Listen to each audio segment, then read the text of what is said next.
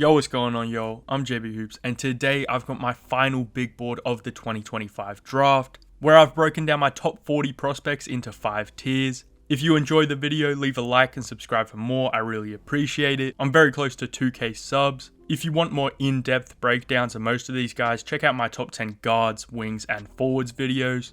And real quick, I've got some honorable mentions to get out the way. So these are guys I think are worth second round or at least two-way consideration. And I expect a few of them to even be first rounders, but they just missed my top 40. But anyway, let's just get right into it. Starting off with tier 5 with my 40th through 26th ranked prospects. Starting tier 5 off at 40, I have Danny Wolf.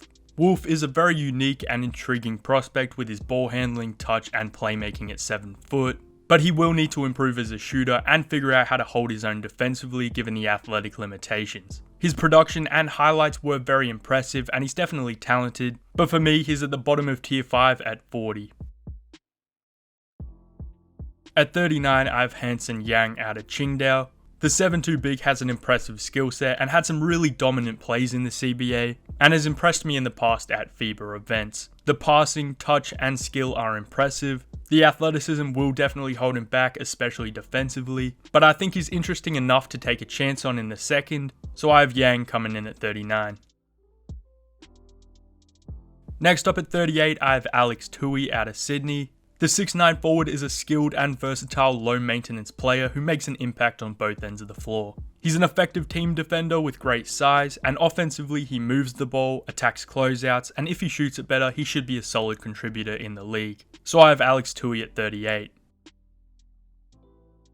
At 37, I have Javon Small out of West Virginia. The 6'2" senior is a skilled and athletic lead guard who can run the pick and roll and play on or off the ball. Small has great touch and is a very good shooter, particularly off the catch, but his off the dribble volume was also very impressive. He's solid defensively with active hands, but will be targeted due to his size.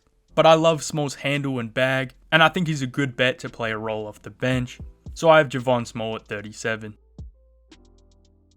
At 36, I have Amari Williams out of Kentucky. The 7-footer is an awesome passer and strong finisher in the paint with soft touch and good footwork. And defensively, he's a good paint defender and an elite rebounder. The mobility and foot speed might limit his effectiveness, but he's definitely a solid backup 5 bet in the second round. Ahead of him at 35, I have Ben Saraf, the 6'7" guard playing for Ulm. Saraf recently measured in at 6'6" barefoot and tested well athletically, so he is a huge guard, but I'm not sure that really helps him as it just makes his struggles seem even more concerning. But Saraf can really pass and handle and has been solid in a pro league. I'm not super confident in his translation to the league with his decision making, shooting and defense, but given his archetype I can definitely understand taking him in the late first. Next up, I have Liam McNeely out of UConn. McNeely has a coveted skill set as a 6'8" shooter with good feel and solid enough defense. He did have a rough season and was hindered by an ankle injury, but the 2-point scoring definitely needs to improve, and he will need to shoot it to his capabilities to build a consistent role. But he has the size and potential to be a very solid piece, so I have Liam McNeely at 34.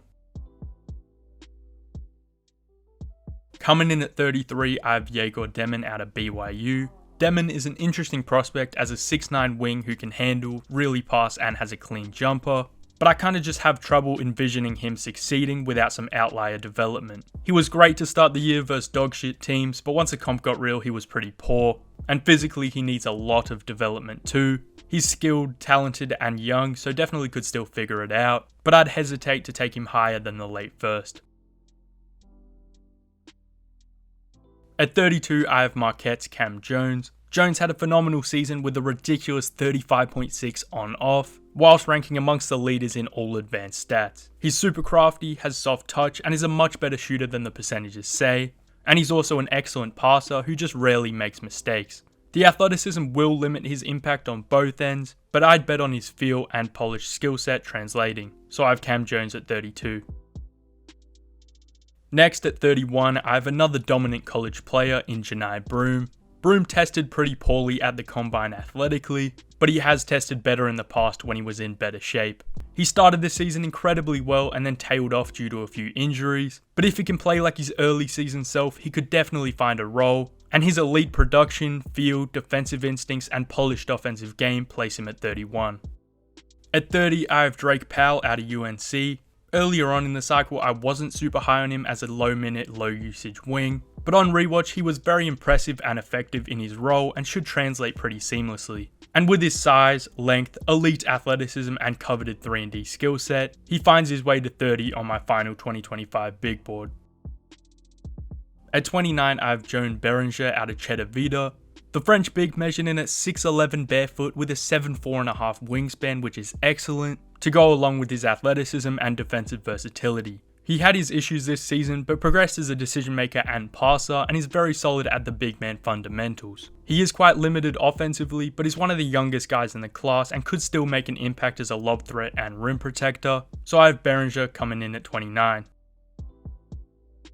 Now at 28, I have Rocco Zikarsky out of Brisbane. The Aussie big measured in at 7'3" barefoot and overall had a very positive combine. He is very raw and had an underwhelming season with limited minutes and a few injuries, but his upside as a defensive anchor who can pass, dunk everything and has solid touch is very intriguing. I'm probably pretty biased, but I want to have him even higher. I absolutely love what he can do, but in my final board he lands at 28. At 27, I have Bogoljub Markovic out of Mega. Markovic was very efficient this season, posting a 65% true shooting. He's a knockdown shooter, can really pass, and is also effective in the post. He weighed in at 213 for the combine, which is way up from his original 190 listing. He still has a long way to go physically, isn't very explosive, and has work to do defensively, but he's very talented and productive and should be a solid option in the late first. At the top of tier 5 at 26, I have Tyrese Proctor out of Duke. He has the tools and ability to be a very valuable two-way wing, with his shooting versatility, defensive capabilities, handling and tertiary playmaking. He needs to get a lot stronger and can struggle to get to and finish at the rim. Plus he had quite a few unimpactful games, but I really like Proctor's skill set and think he could be a very solid off guard in the league. So I have Proctor at the top of tier 5 at 26. Moving on to tier 4 with prospects ranked 25 through 11. Starting off tier 4 at 25, I have Cedric Coward out of Washington State. Coward is one of the more interesting guys in this class as a late riser with his +9 wingspan and athleticism. He was incredible this season but only played 6 games due to a shoulder injury, and historically he's had his struggles against high level comp. I could see him going as high as the lotto with his tools, shooting, craft and efficiency, but there are also a lot of unknowns, so for me he lands at 25. Now at 24 I have Will Riley. The Illinois freshman measured in at over 6'8 barefoot at the combine, and his skill set as a high field bucket getter at that size is very intriguing. His 186 pound frame definitely needs a lot of work, and he will need to improve defensively and become a more efficient scorer. So he might take a few years to really make an impact, but I'd bet on his touch, feel and size in the mid to late first. Walter Clayton Jr. comes in at 23. The 6'3 national champion is one of, if not the best shooter in the class with his versatility, confidence and quick trigger. He's a good athlete and a solid enough defender when locked in, and is able to score from anywhere on the floor. The size, age and average passing and decision making hold me back from putting him any higher, but he can get buckets, and I wouldn't be surprised if a team who needed shooting took him quite high come draft night. At 22 I have Ryan Kalkbrenner out of Creighton. Kalkbrenner is just massive and very skilled whilst being elite as a rim runner, interior scorer and drop defender. The mobility and motor on the glass will be the main worries, but his elite production and two-way dominance at the college level should enable him to be a productive center in the league, so Kalkbrenner comes in at 22. At 21 I have Rasheer Fleming out of St. Joe's. Fleming is a great athlete with excellent physical tools who can impact with his play finishing, shooting and defensive versatility. He is pretty limited outside of those strengths, and the jumping comp from the A10 to the league is massive, but in the right situation and role he could be effective pretty quickly. So I have Rasheer Fleming at 21. Next up at 20 I have Nolan Traore out of St. Quentin. Traore had a tough season with some really poor stretches, whilst carrying a huge load in a good pro league, but he was much better and more consistent in the new year. He creates advantages, gets downhill and is a high level passer. The shooting and particularly pull-up shot making needs a lot of work, and so does his frame, but he's young, has had good moments against tough comp and has a ton of upside, so Traore comes in at 20.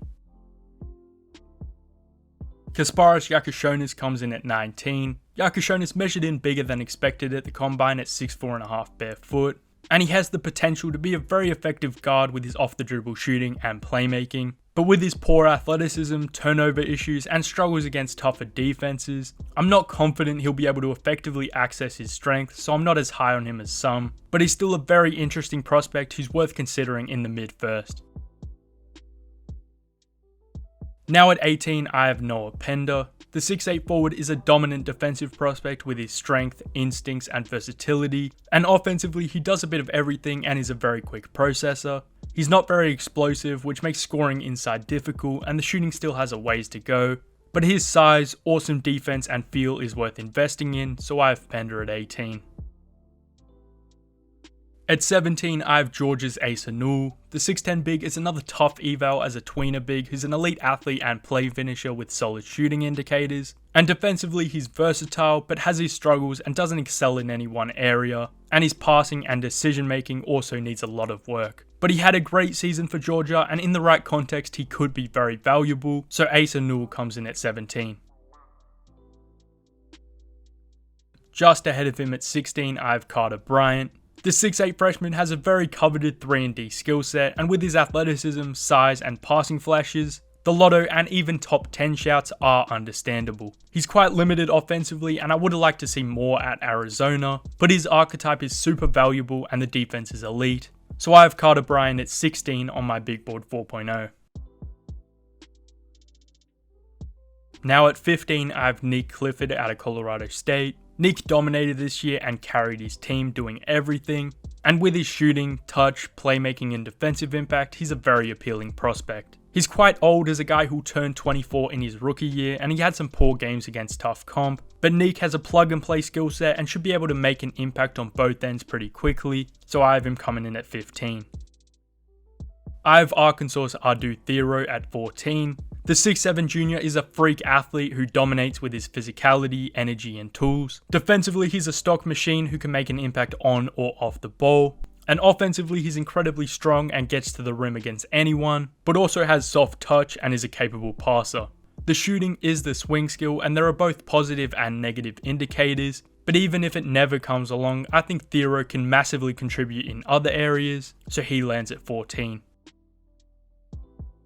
Ahead of him at 13, I have Maryland's Derek Queen. Queen is one of the toughest evals in the class, with his tantalizing offensive game, good size and length, but very poor athleticism. The defense is the worry and he will need to be insulated on that end, but he's just so talented and skilled offensively with his handle, finishing and feel, so I have Derek Queen coming in at 13 on my final board.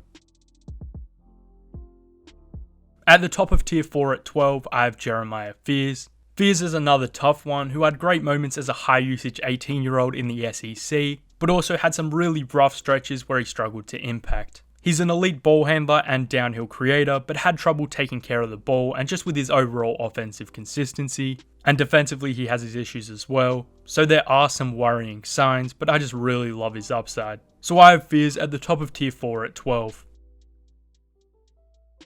Now on to tier 3 with my 11th through 3rd ranked prospects. Starting off tier 3 at 11, I have Georgetown's Thomas Sorber. Sorber is skilled, has great feel and soft touch, and defensively he's dominant with his positioning, rim protection, strength and 7'6" wingspan. He's not very explosive or quick, which limits him on both ends, but if he comes back in better shape post foot surgery, he could really anchor a defense, whilst continuing to improve offensively, and become a very valuable starting level big. So Thomas Sorber lands at 11. Next up at 10, I have Jace Richardson out of Michigan State. His production and impact metrics as an 18-year-old were insane, and he impressed later in the year when he became a starter and was handed more on-ball responsibilities. Jace is also elite off the ball and is just super crafty, poised and skilled. He is obviously smaller and that will limit him on both ends, and the playmaking and right hand usage will need to improve. But I love Jace Richardson's game and think he's a top 10 talent in the class. Ace Bailey comes in at 9. Ace is a ridiculous shooter and shot maker at 6'9", with the length and athleticism to impact on both ends of the floor. The feel and decision making are poor and his shot diet isn't ideal, plus the recent news about him has been quite negative, and it does make his projection a little scarier if he isn't willing to scale down at all. but he has the tools, talent, and skill set to be productive. I just hope he lands in the right spot with a clear development plan. So I have Ace Bailey at 9. Just ahead of him at 8, I have Trey Johnson. Trey's combination of shooting, shot making, and secondary playmaking is extremely impressive, and he might be the best shooter in the draft. He has a lot of work to do defensively, but has solid size and length, and in an NBA role could give more effort on that end. I think he will be best suited to an off-ball role given his struggles beating defenders and getting to the rim, but he should thrive in that role and still could develop his creation abilities in the future. So Trey Johnson is my 8th best prospect in the class. Now at 7, I have Con Knipple. Con had an incredible season and was just unbelievable down the stretch. He's an elite shooter, knocking down 42.8% of his catch and shoot looks and hitting some off movement, whilst being a crafty and polished scorer inside the arc and an excellent secondary playmaker. He's also a very solid defender who works his butt off. Yes, the foot speed will be an issue, but I don't think teams will care too much as Con is just so well rounded and skilled, and I'm sure every team would love to have him, so Con Knipple lands at 7. Coming in at 6, I have Colin Murray-Boyles, the 6'8 sophomore out of South Carolina. CMB is a unique talent as a 6'8 non-shooter, but he's an outstanding defender with the instinct, strength, technique, and length to be really dominant. And offensively, he's a polished interior scorer, an excellent passer, and can handle and get to the cup. The shooting and size are the main concerns, but I believe CMB has an extremely rare combination of skills that will allow him to affect the game on both ends regardless. And if the shot comes along, he's going to be a very scary player. At 5, I have Noah Asenge. The 6'10 forward playing for Ulm has just been ridiculously productive as an 18-year-old in a pro league. He's very raw and has tons of room to grow, but he can attack closeouts, he's elite as a play finisher, and has impressed as a passer whilst improving his shooting. And defensively, he's super versatile and has special mobility with awesome hands and a 9'2" standing reach. He's still very raw with a lot of stuff to work on, but his impact and production in a pro league as a guy who will still be 18 to start next season is incredible, and the flashes are very exciting, so I have Noah Asenge as a top 5 prospect in the draft. At 4, I have the 7'2 freshman out of Duke, Carmen Malwach. Carmen is an elite play finisher and offensive rebounder with soft touch, and I buy the shot long term. He still has work to do as a defensive rebounder and with his positioning, but he improved over the course of the season, and his mobility, rim protection, and 7'7" wingspan goes a long way. He had a very limited role at Duke and wasn't able to showcase a ton. I still think he's got a lot more to give, but his baseline skill set is extremely valuable, and he could make a huge impact on both ends of the floor. At the top of tier 3 and 3rd overall, I have Baylor freshman VJ Edgecombe. The 6'5 wing is an incredible athlete who can put you on a poster, but also contribute with his rebounding and defensive playmaking. I buy the shot and I liked the versatility he displayed this season. He's also a very solid playmaker who makes quick reads, although I do have some worries about the handle and decision making as a driver. He definitely has to improve his off the dribble scoring and craft, but VJ is an awesome prospect who just makes things happen, so I have VJ Edgecombe as my 3rd ranked guy in the class. In a tier of his own at 2, I have Dylan Harper. Harper's combination of advantage creation, handling, finishing, playmaking and size is so valuable, and the spot-up shooting is solid, so he should be effective both on and off the ball. He'll need to be better defensively, improve as a pull-up shooter, and work on his non-rim counters, but he's super talented and in my opinion the clear number 2 in this class, and it'll be very interesting to see where he lands given the trade buzz, but it would be sick to see him hooping alongside Wemby. Now we have tier 1 with my number 1 prospect. Obviously my number 1 prospect in this draft is Cooper Flagg. Coop had an all-time great freshman season, starting the year as a 17-year-old, leading all metrics and winning all the awards, while showcasing his defensive dominance, polished offensive game, and developing handle and shot-making abilities. He impressed and improved every time I watched him, and I have every reason to believe he'll continue to get better and better. He's a truly unbelievable prospect, amongst the best ever, and he's going to be awesome to watch next season in Dallas. Alright, there you go, that is my final big board of the 2025 draft cycle. Comment down below, let me know your thoughts, I'll make sure to reply. I appreciate all the support, make sure to check out some other videos if you want to. I will have one final mock draft one day out or maybe on the day of the draft, so stay tuned. And anyway, that's all I got. JB Hoops, out.